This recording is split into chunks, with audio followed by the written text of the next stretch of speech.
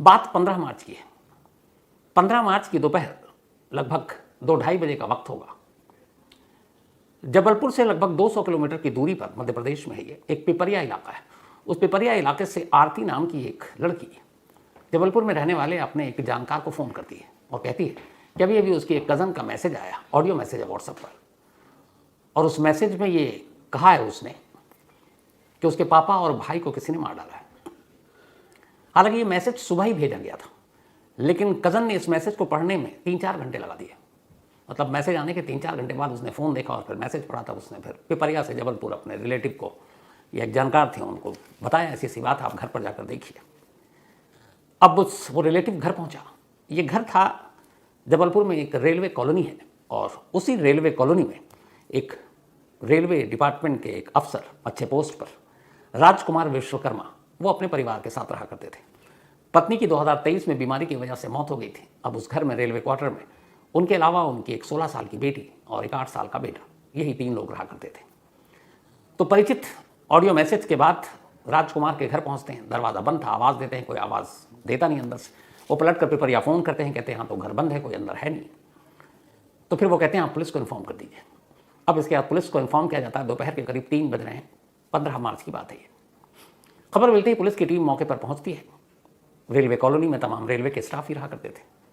तो वो उस घर में पहुंचती है, घर चारों तरफ से बंद। तभी पुलिस की एक टीम चारों तरफ से घर का मुआयना करती है, तो देखती है कि घर के पीछे बालकनी का एक दरवाज़ा है, और उस दरवाजे को किसी गैस कटर से काटा गया। खैर, पुलिस की टीम मेन डोर को चश्मदीदों के सामने तोड़ती है और अंदर दाखिल होती है। जब अंदर दाखिल होती है तो जैसे ही पुलिस की टीम किचन में पहुंचती है, देखती है कि किचन में एक पॉलीथीन के अंदर लपेटी हुई एक लाश है, पन्नी में, और किचन में चारों तरफ खून है। अब उस घर में चूंकि 3 लोग थे, राजकुमार विश्वकर्मा के अलावा उनकी 16 साल की बेटी और एक 8 साल का बेटा। अब बाकी 2 लोगों की तलाश शुरू होती है, आवाज़ दी जाती है, लेकिन घर के किसी और कमरे में या किसी और जगह से कोई और नहीं मिलता। पुलिस को लगता है कि राजकुमार की किसी ने हत्या कर दी है। अब पुलिस अभी ये सारी चीज़ें देख ही रही थी, तभी एक पुलिस वाले की नज़र घर के अंदर रखी एक फ्रिज पर पड़ती है। किचन से थोड़ी ही दूर पर डाइनिंग हॉल में ये फ्रिज रखा हुआ था। उस पुलिस वाले ने देखा कि फ्रिज के हैंडल पर कुछ लाल लाल निशान है। करीब से देखा तो उसने देखा ये खून के छींटे। उसने फ़ौरन अपने सीनियर अफसरों को बताया। वो आए, दरवाज़ा खोलने का फैसला हुआ। फ्रिज का दरवाज़ा खुला। जैसे ही दरवाज़ा खुला, फ्रिज के अंदर की सारी ट्रे गायब, और उस फ्रिज के अंदर भी पन्नी यानी पॉलीथीन में लिपटी हुई एक लाश रखी हुई है। अब उस घर में 2 लाश थी। लाश बाहर निकाली गई। वो लाश राजकुमार के 8 साल के बेटे तनिष्क की थी। अब 2 लाशें थी। पुलिस वाले घबराए कि घर के अंदर 3 मेंबर, अब एक किचन में लाश मिली है, एक फ्रिज में मिली है, तो कहीं तीसरी भी किसी ऐसी वैसी जगह तो नहीं है जहाँ पर अभी तक हमने देखा नहीं। उन्होंने पूरा घर छान मारा, लेकिन तीसरी लाश उस घर की बेटी की 16 साल की, वो नहीं मिली। पुलिस ने लाश अपने कब्जे में लिया और इसके बाद तफ्तीश शुरू कर दी। तब तक पिपरिया खबर पहुंच गई, बाकी लोग भी आ गए। अब जब तफ्तीश शुरू हुई तो पुलिस ने कहा कि सबसे पहले रेलवे कॉलोनी से ही इस तफ्तीश को शुरू करते हैं। तो यहाँ पुलिस 16 साल की लड़की और 20 साल के उस लड़के को तलाश कर रही है। और हालांकि 2 लाशों के बाद एक बड़ा खतरा ये था कि बाप और बेटे की लाश घर से मिली और 16 साल की बच्ची गायब है। घर में एंट्री पीछे गैस कटर से हुआ, यानी कोई नोन तो होगा नहीं, अनजान होगा, तभी उसने गैस कटर काट के घर के अंदर दाखिल हुआ। तो अब डर ये है कि क्या वो लड़की जिंदा होगी, या उसे किडनैप कर लिया, या उसे कहीं और ले जाकर मार दिया, कहीं उसके साथ कुछ कर तो नहीं दिया। अब पुलिस इस बात से परेशान, और अब पुलिस का पहला काम उस तीसरी शख्स को ढूंढना, यानी उस लड़की को, क्योंकि खतरा सबसे ज़्यादा उसी को। अब पुलिस ने तफ्तीश शुरू की तो इत्तेफाक से खुशनसीबी ये थी कि उस रेलवे कॉलोनी में सीसीटीवी कैमरा लगा था, क्योंकि सरकारी कॉलोनी है। अब पुलिस ने सीसीटीवी कैमरे को देखना शुरू किया। तफ्तीश यहीं से शुरू हुई। जैसे ही पुलिस ने कैमरे को देखा, अचानक दोपहर 12:30 बजे एक कैमरे में एक लड़का एक स्कूटी पर कॉलोनी के गेट से बाहर निकलता हुआ दिखाई दिया। लाल रंग की ये स्कूटी है और ये वही सीसीटीवी फुटेज है। अब इस लड़के के जाने से तो इस केस का क्या लेना देना, लेकिन अचानक पुलिस ने नोटिस किया कि जैसे ही वो लड़का गेट से बाहर निकला, उसके चंद मिनट के अंदर अंदर एक लड़की भी उसी गेट से उसी डायरेक्शन में मुड़ जाती है जिधर वो लड़का स्कूटी पर बैठ कर गया था। अब जैसे ही उस लड़की को देखा गया तो रिश्तेदारों ने पहचान लिया, ये राजकुमार विश्वकर्मा की वही 16 साल की बेटी है जो घर में नहीं मिली, और पुलिस को डर था उसके साथ कुछ हो गया। लेकिन दिन के उजाले में वो कैमरे में कैद हुई, इसका मतलब है कि राजकुमार की बेटी सुरक्षित है, महफूज है। लेकिन वो दोपहर तक घर में है और लाश की हालत देखकर लग रहा है कि खत्म हुए कई घंटे हो गए, और वो चूंकि कॉलोनी से निकल रही है और उस लड़के के साथ निकल रही है, इसका क्या मतलब है। फिर पुलिस ने पता किया, जो पिपरिया में आरती नाम उसके चाचा की बेटी थी, उसको जो ऑडियो मैसेज भेजा उसने सुबह भेजा था। तो इसका मतलब है, एक उसे कैसे पता उसके घर में उसके फादर और भाई की मौत हो गई, और दूसरा वो तब तक कॉलोनी में ही है और फिर एक लड़के के साथ जा रही है। अब पुलिस ने उस लड़के के बारे में, जो कि कैमरे में कैद था और स्कूटी थी, कॉलोनी से पता चल गया कि इस लड़के का नाम मुकुल सिंह है, और ये मुकुल सिंह भी इसी रेलवे कॉलोनी में रहता है और राजकुमार विश्वकर्मा का पड़ोसी है। अब पड़ोसी है और लड़की उसके साथ है। यहीं से पुलिस की तफ्तीश शुरू हुई। अब तफ्तीश शुरू हुई तो ये हुआ कि ये गेट से तो बाहर निकल गए, अब आगे क्या? तो पुलिस ने कहा कि अब जबलपुर के जितने भी कैमरे हैं आसपास जिधर से वो जा सकते हैं, उन सारे कैमरों को तलाशते हैं। कई टीमें लगा दी गई, कोशिश रंग लाई। जबलपुर में ही एक रेलवे स्टेशन है, उसी रेलवे स्टेशन की एक पार्किंग, शायद मदन महल रेलवे स्टेशन का नाम है, तो उसी में उसकी एक रेलवे में की पार्किंग है। तो उस पार्किंग से एक सीसीटीवी कैमरे में वही लाल रंग की स्कूटी नजर आती है, और जब वो स्कूटी नजर आती है तो उसमें साफ साफ वो लड़का और लड़की भी दोनों दिखाई देते हैं। कॉलोनी के गेट से दोनों अलग अलग निकले थे, लेकिन पार्किंग में दोनों एक साथ हैं। लड़की पार्किंग में स्कूटी से उतर कर खड़ी है, लड़का जाकर रेलवे की पार्किंग में अपनी स्कूटी को पार्क कर रहा है।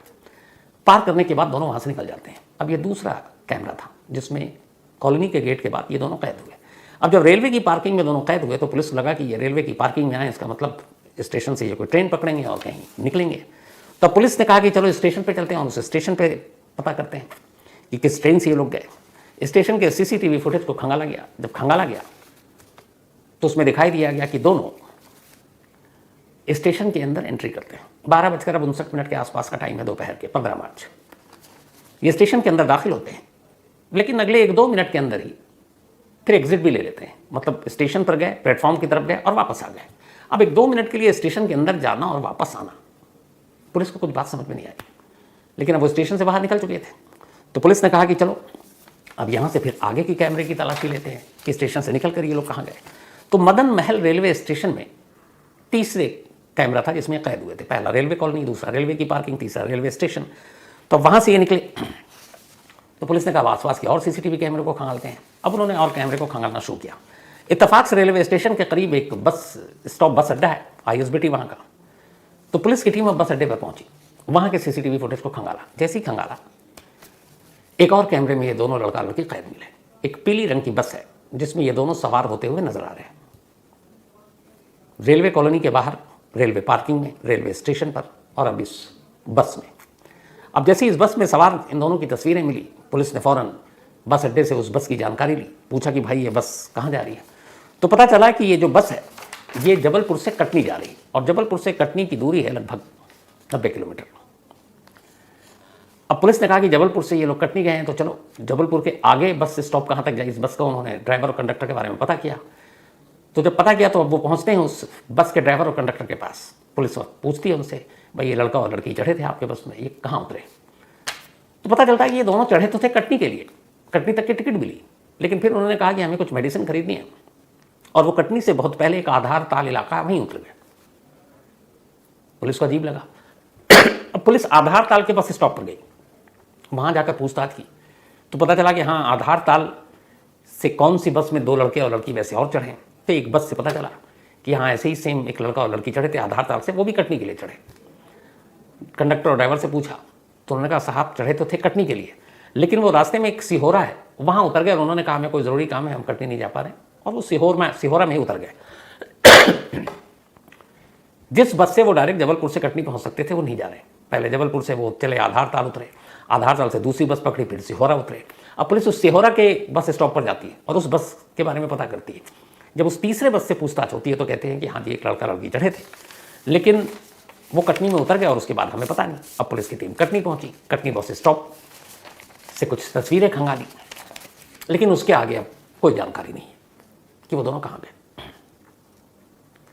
अब ये तो रही इन लड़का और लड़की की तलाश की बात।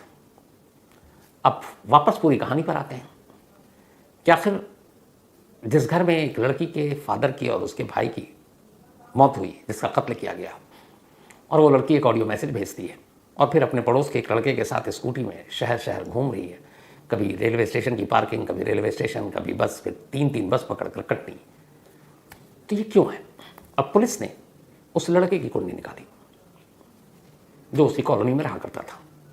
तो पता चला उस लड़के की उम्र करीब 20 साल है और उसका नाम मुकुल सिंह है। जिस क्वार्टर में लड़की रहती थी उसके पड़ोस में ही मुकुल सिंह का घर था।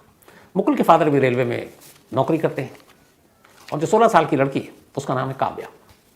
काव्या के पिता भी राजकुमार विश्वकर्मा रेलवे में एक ऊंचे पोस्ट पर थे। तब मुकुल का इन चीज़ों से क्या लेना देना। अब पुलिस ने 15 मार्च की सुबह से पहले के सीसीटीवी खंगालने शुरू किए उसी कॉलोनी में जहां यह हादसा हुआ। तो देखा कि 14 और 15 मार्च की रात करीब 3 बजे राजकुमार विश्वकर्मा के घर के नीचे कई चक्कर मुकुल ने काटे और उसके हाथ में कुछ है, उसके हाथ में कुछ सामान है। अब ये हुआ कि रात को ये चक्कर काट रहा है, सुबह लड़की के साथ है, तो ऐसा क्यों। अब यहां पे 2 चीजें थी पुलिस जो तफ्तीश कर रही है।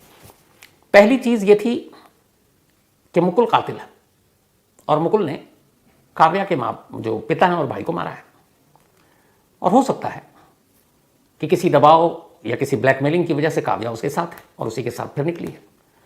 लेकिन यहाँ पे फिर थ्योरी गलत ये हो जाती है कि अगर मुकुल काव्या की जानकारी के साथ उस घर के अंदर दाखिल हुआ तो गैस कटर से दरवाज़ा काटने की क्या ज़रूरत थी। तो काव्या दरवाज़ा खोल देती, वो अंदर जाता, कत्ल करता, निकल लेते दोनों साथ, पर ऐसा तो हुआ नहीं। तो फिर गैस कटर का इशू क्यों। दूसरी थ्योरी है कि मुकुल और काव्या इन दोनों ने मिलकर इस डबल मर्डर को अंजाम दिया, बट इसकी वजह क्या हो सकती है। तो पुलिस ने सारी कहानी खंगाली तो कहानी थोड़ी सी सितंबर 2023 में लौट गई। हुआ यह कि ये लड़की और मुकुल ये दोनों पड़ोसी थे। सितंबर 2023 में राजकुमार विश्वकर्मा ने अपनी बेटी को पुलिस स्टेशन ले जाकर एक रिपोर्ट लिखाई और वो रिपोर्ट थी मुकुल सिंह के खिलाफ। उन्होंने लिखा कि ये लड़का मेरी बच्ची को छेड़ता है और उसने इसके साथ कुछ गलत हरकत की है। इस रिपोर्ट के बाद पुलिस ने मुकुल सिंह को अरेस्ट कर लिया क्योंकि लड़की नाबालिग थी और उस वक्त उसकी उम्र वैसे भी 15 साल थी, अब 16 साल है। तो अरेस्ट करने के बाद उसे जेल भेज दिया। जेल भेजने के बाद 1 महीने के बाद वो जमानत पर जेल से बाहर आ गया। वो जैसे ही जमानत पर जेल से बाहर आया, इधर राजकुमार विश्वकर्मा ने अपनी बेटी काव्या को जबलपुर से अपने भाई के घर पिपरिया भेज दिया ताकि वो दोनों मुलाकात न कर सके। अब वो चली गई, तब तक सब कुछ शांत था। लेकिन फिर अभी इसी महीने जो काव्या है उसका बोर्ड का एग्ज़ाम था 10वीं का, तो एग्ज़ाम देना था तो जबलपुर आना था, तो जबलपुर आ गई इस महीने के शुरू में ही और वो एग्ज़ाम दे रही थी। अब एग्ज़ाम दे रही थी और उसके बाद ये 15 मार्च को सारी चीज़ें हो गई। तो अब ये सारी कहानी तो सामने आ गई। अब यहाँ से सवाल शुरू होता है। एक लड़की जिसने एक लड़के के खिलाफ कंप्लेंट लिखाया, उसकी कंप्लेंट पर वो लड़का अरेस्ट हुआ और फिर जेल चला गया। अब उसी लड़के के साथ वो लड़की अपने बाप और भाई के कत्ल के बाद उसी कॉलोनी से बाहर निकलती है, उसकी स्कूटी पर बैठती है, रेलवे की पार्किंग जाती है, रेलवे स्टेशन जाती है, 3 बस अलग अलग बदल कर कटनी के लिए जाती है। ऐसी क्या मजबूरी है, क्या वजह हो सकती है। अब असली कहानी तो जब ये दोनों मिलेंगे तब पता चलेगी, लेकिन जबलपुर पुलिस की माने तो पूरी कहानी के 2 पहलू हैं। पहला ये है, ये जो लड़का है मुकुल सिंह, ये साउथ इंडियन क्राइम थ्रिलर, आजकल तो हिंदी में डब फिल्में आती हैं, खूब देखते हैं, तो उसको देखने का बड़ा आदी है। ये क्राइम थ्रिलर देखता है और देखता है कि कैसे पुलिस और क्रिमिनल कातिल मतलब एक दूसरे से बचते हैं, कैसे पुलिस को उलझाते हैं, चकमा देते हैं, और पुलिस कैसे उन तक किन किन सुरागों को पकड़कर उन तक पहुंचती है।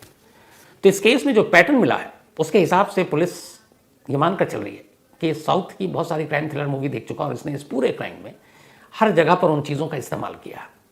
फॉर एग्जाम्पल, जब ये दोनों निकले 12 बजे, जब ये कैद हैं 12:30 बजे, दोनों के पास इनका अपना मोबाइल नहीं था। जो थोड़े बहुत क्राइम की जानकारी रखते उन्हें पता है मोबाइल से लोकेशन ट्रेस होता है। काव्या ने अपनी माँ का मोबाइल यूज़ किया था। काव्या की मोबाइल की डेथ 1 साल पहले हो चुकी है माँ की, तो उसने अपनी माँ का मोबाइल लिया, अपना मोबाइल घर छोड़ दिया। जो मुकुल था इसने भी अपना नंबर छोड़कर एक दूसरा मोबाइल हाथ में लिया हुआ था। तो इससे पता चलता है कि इन दोनों को पता था कि पुलिस हमको मोबाइल के जरिए ट्रेस नहीं करेगी। अब घर से निकलने के बाद ये पहले रेलवे की पार्किंग में स्कूटी को पार्क करते हैं। इन्हें पता था कि पुलिस पार्किंग तक आएगी और ये अंदाज़ा लगा लेगी कि ये लोग स्टेशन से किसी ट्रेन को पकड़कर भाग गए। अब दोनों स्टेशन भी जाते हैं ताकि पुलिस को यकीन हो जाए कि हाँ देखो स्टेशन में भी, क्योंकि इन्हें पता है सीसीटीवी कैमरे कहाँ कहाँ लगे। स्टेशन जाते हैं और स्टेशन से फिर एक तरफ से जाते हैं, दूसरी तरफ से निकल जाते हैं। निकलने के बाद अब ये बस स्टॉप पहुँचते हैं। अब बस से बैठते हैं। उन्हें पता है कि बस से जब बैठेंगे तो कटनी तक उतरेंगे तो इस रूट में हो सकता है कि कहीं पे कोई ऐसी जानकारी मिल जाए और उन्हें रोक लिया जाए। तो फिर वो 3 अलग अलग बस बदलते हैं और फिर कटनी पहुंचते हैं। कटनी में वो ऐसी जगह पे जाकर गायब होते हैं जहां उन्हें शायद पता था कि यहाँ से सीसीटीवी कैमरा नहीं और शायद अब फिलहाल वो शिकंजे में नहीं आएंगे। तो ये पूरी प्लानिंग इस तरह से हो गई। अब उसी प्लानिंग का एक हिस्सा जबलपुर पुलिस के हिसाब से ये लड़की अपना ऑडियो मैसेज दिन में भेजती है और ऑडियो मैसेज मिलने के बाद करीब 3 से 4 घंटे लगते हैं। तो तब तक जो ऑडियो मैसेज भेजा था वो लगभग मर्डर के कुछ घंटे के बाद भेजा था। उसका अंदाज़ा ऐसे होता है कि 3 बजे वो सीसीटीवी फुटेज में मुकुल घर के आसपास दिखाई देता है और उसके बाद वो घर में जाता है। अब पुलिस का कहना है कि उसी क्राइम थ्रिलर मूवी से इंस्पायर होकर उसने ऐसा किया कि घर के अंदर भी एक पता चल जाता है कि फ्रेंडली एंट्री क्या होती है और फोर्सफुल एंट्री क्या होती है। एक अनजान शख्स जब घर में दाखिल होगा, कुंडी लगी हुई है, तो वो कुछ खिड़की दरवाजे किसी से तोड़कर दाखिल होगा, तो पुलिस को सुराग मिल जाएगा कि ये कोई जानने वाला नहीं है। लेकिन आप बिना तोड़फोड़ के अंदर घुसते हैं तो उसका मतलब है नोन पर्सन है जो अंदर आया। तो पुलिस को गुमराह करने के लिए उसने बैक साइड में जो बालकोनी के पास दरवाजा था उसको गैस कटर से काटा। काटने से ये पुलिस को मैसेज गया कि जो भी आया था वो फोर्सफुल एंट्री थी, मतलब इस फैमिली का कोई जानकार नहीं था। जबकि जिस लड़की के साथ भाग रहा है, जब सारी चीज़ें उसके सबूत सीसीटीवी कैमरे हैं, तो वो लड़की बड़े भरोसे में आसानी से घर की कुंडी रात को खोल सकती थी, अंदर आ सकता था और फिर ये सारी चीज़ें हो जाती। लेकिन पुलिस को गुमराह करने के लिए ठीक उसी तरीके से प्लान का हिस्सा था कि इतने बजे ये ऑडियो मैसेज भेजना है और वो उससे पहले 3-4 घंटे उसी घर में थे। इस बात के सबूत ये हैं कि इस कत्ल के बाद घर में जब पुलिस गई तो वहाँ उन्होंने देखा कि कुछ खाने पीने की चीज़ें पड़ी हुई हैं और बाकायदा ब्रेकफास्ट और ये सारी चीज़ें थी। सुबह दूध वाला आया था। अमूमन दूध लड़की के फादर दरवाजे पे कलेक्ट करते थे, उस दिन इस लड़की ने कलेक्ट किया, यानी तब तक इसके फादर की मौत हो चुकी थी। और फिर वहाँ कई नाश्ता वाश्ता रखा हुआ था, मॉर्निंग का ब्रेकफास्ट था सारा, तो इन लोगों ने वो भी खाया तसल्ली से बैठकर। और फिर इत्मीनान से मैसेज जैसे ही इन्होंने भेजा अपनी कज़न को, फिर वहाँ से निकले। तो अब ये सारी चीज़ें कहानी तो सामने है जबलपुर पुलिस के। लेकिन एक लड़का जिसको यहाँ पे कहते हैं कि लड़की के बाप की ही वजह से शायद कंप्लेंट हुआ होगा, फोर्स किया गया होगा, लेकिन कंप्लेंट होता वो जेल जाता है। अगर ये मोहब्बत थी तो वापस जब वो एग्ज़ाम देने आई तो इस मोहब्बत के साथ उसे मौका था वो उस लड़के के साथ भाग सकती थी। लेकिन भागने से पहले अपने बाप और भाई इन दोनों को इस तरीके से मार कर जाना, ये सवाल पुलिस के भी गले नहीं उतर रहा, नंबर 1। नंबर 2, क्या पुलिस इस सवाल का भी जवाब ढूंढेगी कि इस लड़की ने सब कुछ मर्जी से किया या फिर वो किसी ब्लैकमेलिंग या किसी और चीज़ का शिकार है कि लड़के के दबाव में है कि अगर तुमने ऐसा नहीं किया तो या तो कोई ऐसी चीज़ें होंगी तुमको ब्लैकमेल कर देंगे, बदनाम कर देंगे या कुछ और बात। लेकिन जिस तरीके से वो आज़ाद और बिंदास उसके साथ कैमरे में दिखाई दे रही है, इससे इस बात की उम्मीद कम नज़र आती है कि वो किसी तरह के दबाव में हो सकती है। लेकिन सिर्फ इश्क के लिए या फिर ये है कि मिलने जुलने से बाप टोकता है, उस वजह से एक 15-16 साल की लड़की इस तरह कत्ल करेगी, वो भी अपने 8 साल के छोटे भाई और अपने फादर का। माँ है नहीं, और ये वो फादर है जो माँ के गुजरने के बाद माँ कहीं भी एक तरह से रोल निभा रहे थे। वो सुबह ऑफिस जाने से पहले बच्चों के लिए नाश्ता बनाते थे, फिर लंच बनाते थे, फिर डिनर बनाते थे और डेली वही बनाते थे। तो ये सवाल का जवाब अभी पुलिस को तलाशना है कि आखिर ऐसी क्या चीज़ थी, अगर बेटी ही कातिल है तो जिसने अपने भाई और बाप को यूँ मार डाला। उधर की एक थ्योरी तो समझ में आती है कि मुकुल के खिलाफ कंप्लेंट हुई, वो जेल गया, हो सकता बदला लेना चाहता हो, लेकिन बदला सिर्फ 2 लोगों से, तीसरी से नहीं। जिसने कंप्लेंट किया, जिसके नाम पे कंप्लेंट हुआ, उसके साथ तो वो घूम रहा है। तो ये कहानी अभी ख़त्म नहीं हुई है, इस कहानी में अभी क्लाइमेक्स आना बाकी है। तो जैसे ही ये क्लाइमेक्स आता हो और उसकी पूरी सच्चाई पता चलती है, मैं आपको फॉलो अप ज़रूर बताऊँगा इसका।